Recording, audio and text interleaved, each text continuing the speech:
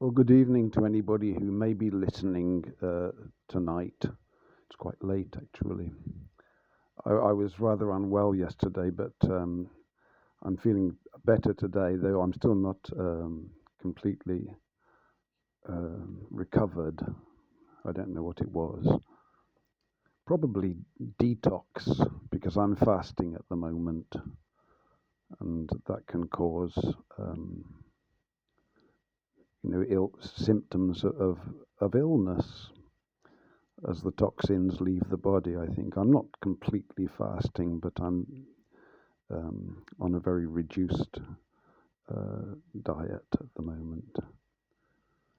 And so I also had a message from somebody on the last video, which I was very pleased to receive. And I received also a blessing in the message and a good cheer for my health. So thank you if you're listening again. It was very welcome. And I'm still working my way through Numbers and just getting so many blessings from that book. It's quite time consuming, but it's absolutely packed with valuable information. And I've read the Bible many times, and maybe Numbers isn't one of the books that I've read separately. I can't recall.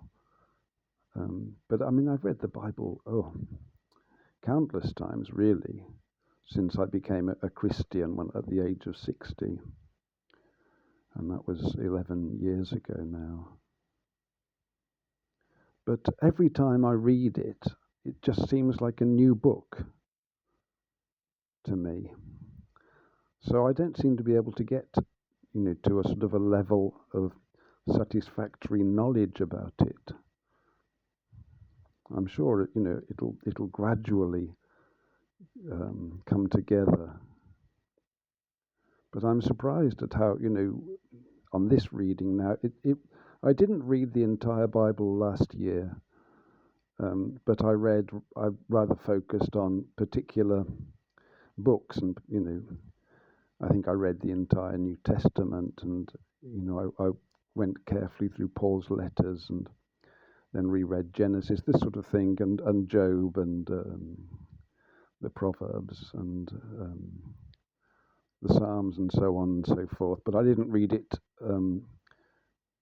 in order, so I might have missed out Numbers.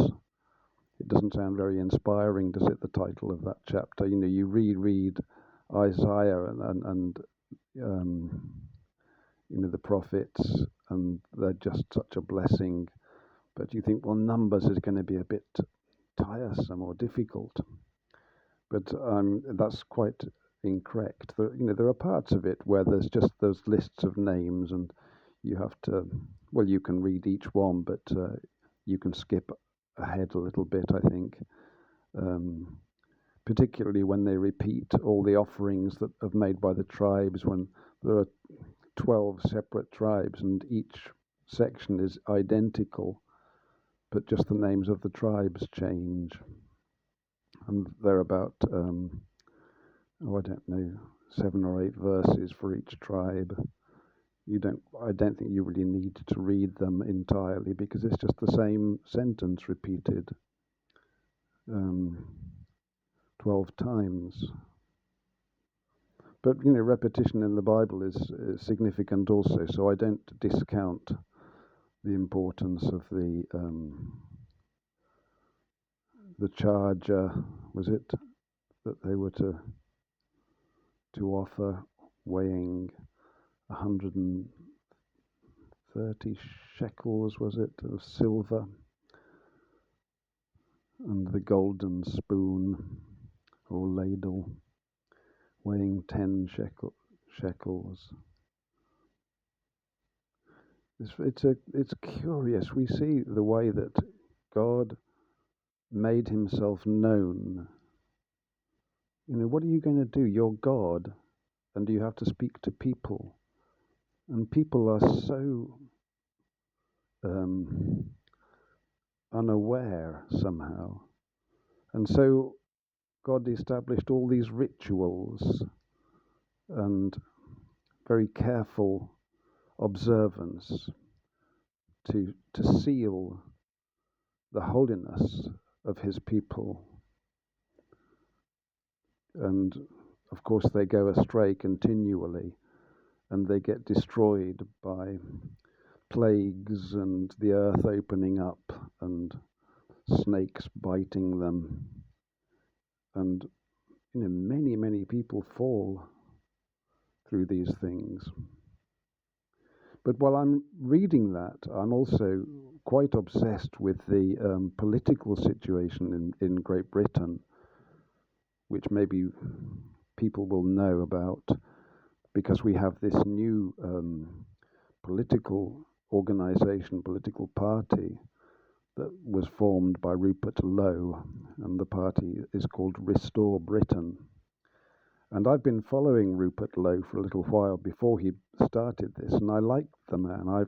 He seemed to me to be an honest man, and he speaks well, and he's just a likable sort of fellow. And the policies that he's enunciating are really good. They're just what we need. And he proposes that he's going to remove this wicked criminal cartel that has taken over our country and seems to have become the enemy of the people, because everything that it does is exactly the opposite to what people want. Excuse me. What people are calling out for. And we're under just oppression all the time, and now with the limitation of free speech and the financial hardship, and of course the colonization really that's going on with different nations amongst our people, and we don't mix all that well. We live side by side, but they worship a different God, and that's not really allowed in the Bible. We are to be friendly to the stranger, treat them well, because we were strangers once in Egypt. But we're not to invite them into our land and allow them to set up their temples and to worship their false gods. It really isn't allowed in the Bible at all. So there's that, kind of social isolation that's occurring as we are few and they are many, and we are poor, and because they have strong family structures and tribal structures, they tend to be wealthier also. So they're just buying us out left, right, and center. And our British society is crumbling, apart from the dreadful leadership, absolutely heinous, that we have been under for, many, many years. Many years. The current Premier seems to be almost a cartoon character of an unlikable man. Some of the others had a rather better public appearance, but they were just as wicked, really.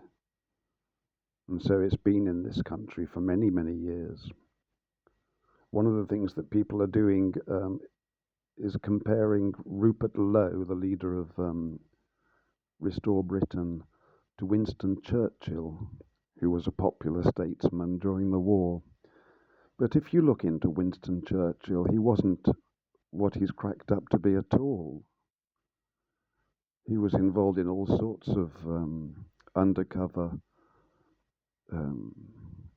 operations and probably some of the worst kinds of conduct as well, but I don't know whether that can be proven. But certainly, we're deeper into the realm of Freemasonry with these people. But people don't know that, and Winston Churchill is popular still to this day because he was a great orator. If you hear Winston Churchill speaking, and I think you can listen to him on YouTube, he really could speak. But speaking is all very well, but it's the heart, isn't it? And it's the faithfulness. Orators are very dangerous individuals because they have the power to entrance if the people's eyes are closed and their ears are stopped, as it were. A nicely turned out speech can have tremendous effect and cause people to believe all sorts of nonsense. And so it has been over the years, over the ages. But I feel quite excited and optimistic and emotional even at the way that events seem to be falling out, because this party, is gaining a great deal of support across the political spectrum, and many people who have never voted have joined, and it would seem that there is a real chance that it could become the main political party and win the general election whenever it's called, if we ever get to that stage, because the country is crumbling and the economy is going to be collapsed. We're winding down now, so perhaps this is the man that can lead us in those final days. But at the same time, we've also got the implosion of the royal household because of the Epstein files and all this sort of information. We are told, there's a narrative also being played out. So it's quite difficult to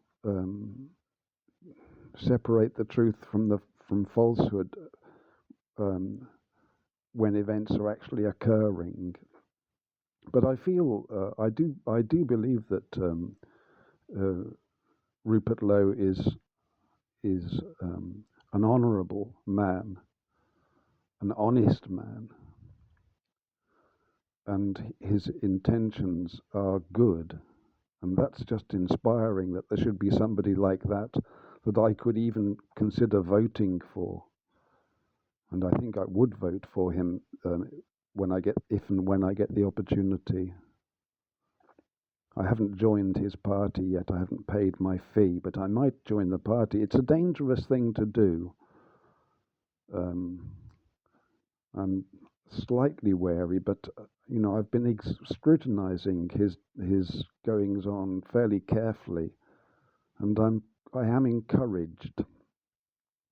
So the palace is imploding, and there are talks, of course, of abdication, because it's very difficult for the king to distance himself from the actions of his brother, particularly when the king was a very close associate of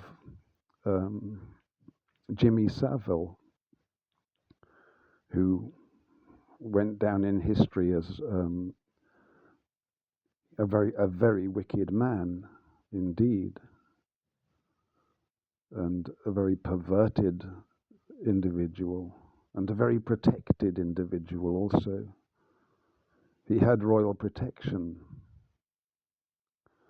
This has been going on in Great Britain for a very long time, and well across the world really. But London is quite central. The city of London, and the palace, of course.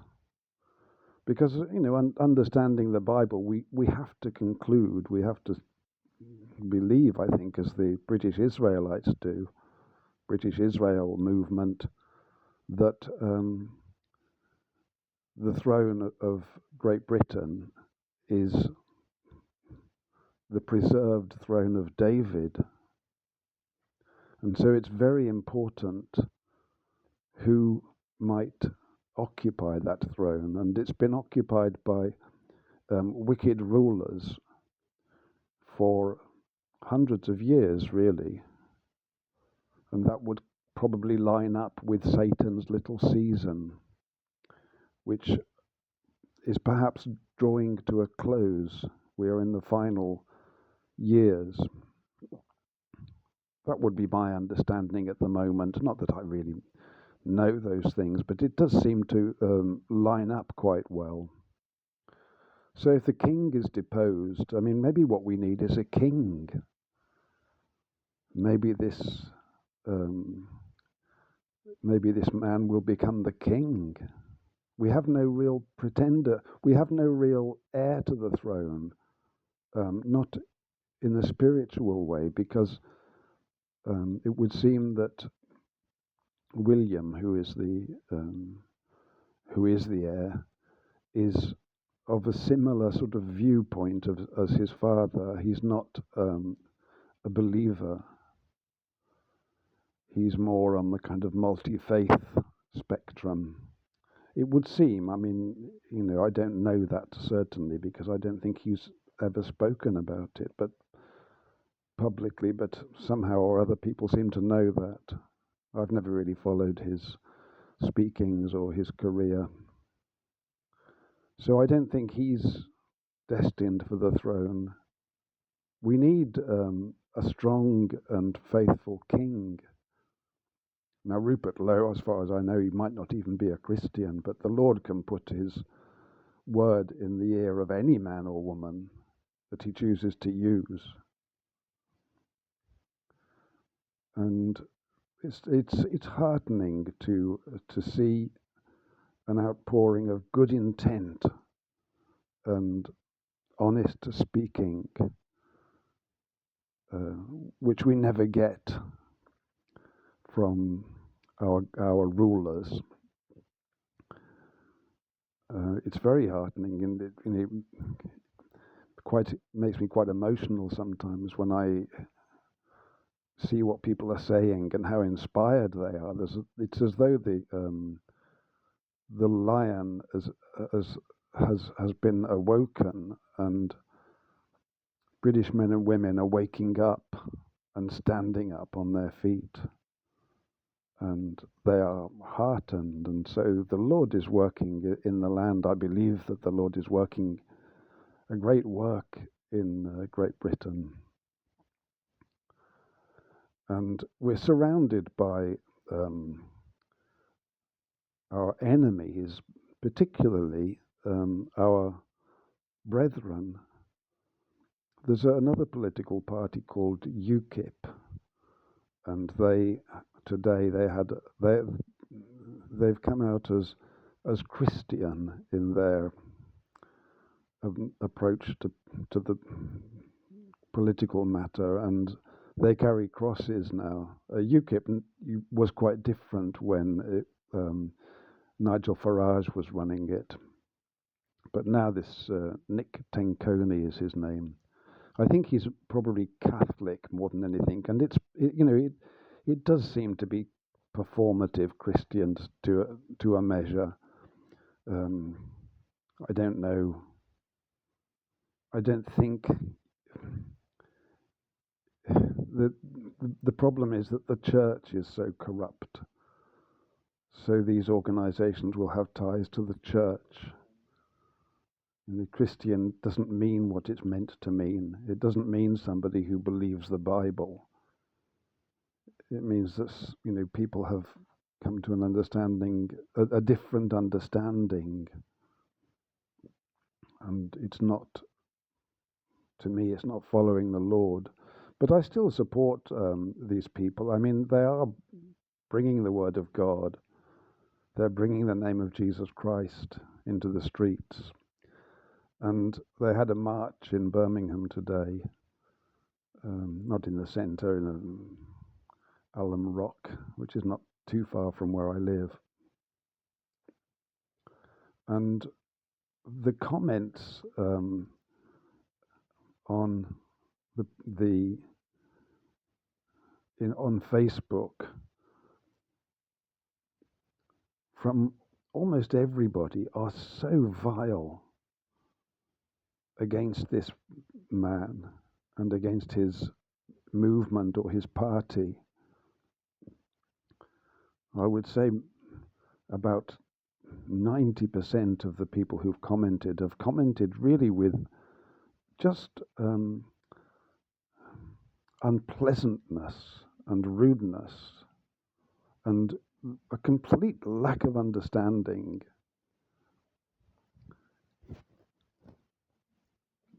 Claiming that these people can't possibly be Christian because they don't love their neighbor, you see, because they are seeking to regain control of the country, as are all the right-wing parties now to a measure. And people just say, oh, that's hatred. You're not loving your neighbor. And have you been to church? They probably don't even go to church, and mocking them. And these people really are our enemies. And they are among our brothers and sisters. It's not so much about the Ishmaelite or the Canaanite. It's from within the camp that we get this. So I don't know quite what will happen. They're just out for a fight, these the critics of those who wish to re-establish our country and our nationality. Everybody is immediately labelled as Nazi or fascist or worse, Ku Klux Klan and all this sorts of nonsense. I hate to see those sorts of comments. I think people should just be polite to one another. You can disagree without slandering and without using such unpleasant language. And of course, the people who are mocking them and saying they're not real Christians have never lifted up a Bible themselves. They just presume to know it. It's really quite maddening, really, that sort of thing. So I read today the encounter between Balaam and Balak, where Balak wants Balaam to curse Israel because he fears the host of Israel. And Balaam is, the Lord speaks to Balaam. So although he would have been a pagan, he received the word of the Lord. The famous Balaam's donkey incident is part of that. When the donkey spoke to him, really from the Lord. He's a curious character, is Balaam, and instead of cursing Israel, he blesses our people. And the blessing is in Numbers 24, and it starts in verse 3, I think. I'll just read it. It's not very long. And he took up his parable and said, Balaam the son of Beor hath said, and the man whose eyes are open hath said. He hath said, which heard the words of God, which saw the vision of the Almighty, falling into a trance, but having his eyes open. How goodly are thy tents, O Jacob, and thy tabernacles, O Israel. As the valleys are they spread forth, as gardens by the river's side, as the trees of line aloes which the Lord hath planted, and as cedar trees beside the waters. He shall pour the water out of his buckets, and his seed shall be in many waters, and his king shall be higher than Agag, and his kingdom shall be exalted. God brought him forth out of Egypt. He hath, as it were, the strength of an unicorn. He shall eat up the nations, his enemies, and shall break their bones, and pierce them through with his arrows. He couched, he lay down as a lion, and as a great lion, who shall stir him up? Blessed is he that blesseth thee, and cursed is he that curseth thee. I think that applies to England. I think that applies to America. I think it applies to all our lands across the earth. We are rising up. And I guess the important thing is to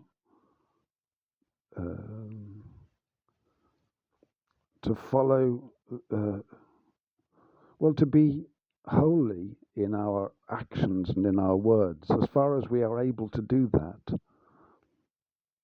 We don't want to be destroyed by fiery serpents,